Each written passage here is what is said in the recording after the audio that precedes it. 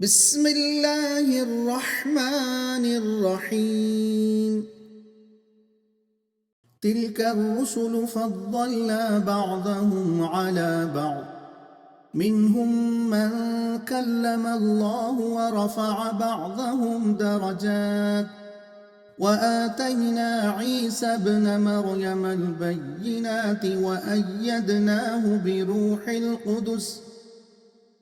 وَلَوْ شَاءَ اللَّهُ مَا اقْتَتَلَ الَّذِينَ مِن بَعْدِهِم مِّن بَعْدِ مَا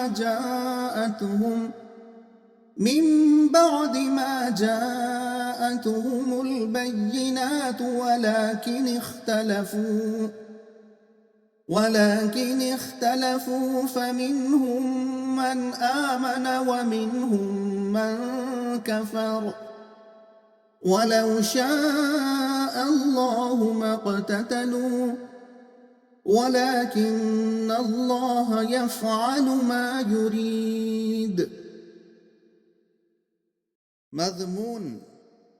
انبیاء علیہ السلام کے جانے کے بعد امتوں میں گمراہی پیدا ہو جانے کی وجہ۔ مطلب: یہ رسول جو ہماری طرف سے انسانوں کی ہدایت پر مامور ہوئے، انہیں ہم نے ایک دوسرے پر بڑھ چڑھ کر فضیلت عطا کی، مگر ان رسولوں کے جانے کے بعد لوگوں میں کچھ ایسے اختلافات پیدا ہوتے گئے کہ آپس میں لڑائیوں کی نوبت آ گئی۔ اس کی وجہ یہ ہے کہ اللہ کی مشیت و حکمت کا فیصلہ یہ ہے کہ انسان کو مجبور نہ بنایا جائے، بلکہ ایک حد تک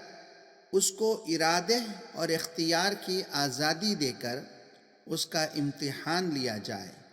کہ کون اپنے اختیار اور ارادے کو کام میں لا کر انبیاء کی ہدایت پر عمل کرتا ہے اور کون مخالفت۔ چنانچہ اسی آزادی سے کام لے کر انہوں نے مختلف راہیں اختیار کر لی۔ اگر اللہ چاہتا تو ان سے یہ اختیار چھین لیتا، مگر اس کی مشیت یہی ہے کہ ان کا امتحان لیا جائے۔